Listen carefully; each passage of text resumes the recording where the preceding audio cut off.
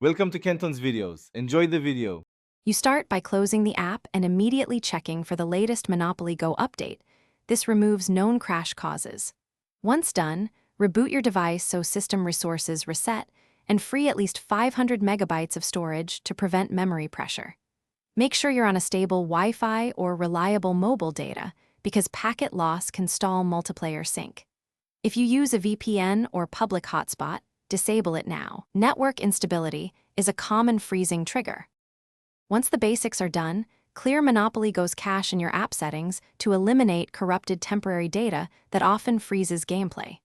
Next, disable screen overlays and battery saver modes because they can throttle CPU or interrupt input handling. Also close background apps that consume CPU or GPU cycles. Make sure your operating system is up to date for compatibility. If you decide to reinstall, first link your game to an account or backup progress so you don't lose progress when you uninstall. You finish by running a short solo match to confirm the freeze is gone. This isolates multiplayer server issues from client faults.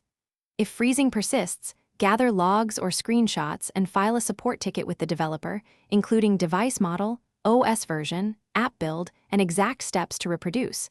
That helps them diagnose faster. If all else fails, boot your device in safe mode to test without third-party apps, and only then consider a factory reset as the last resort to remove. Thanks for watching. Consider subscribing if we helped you.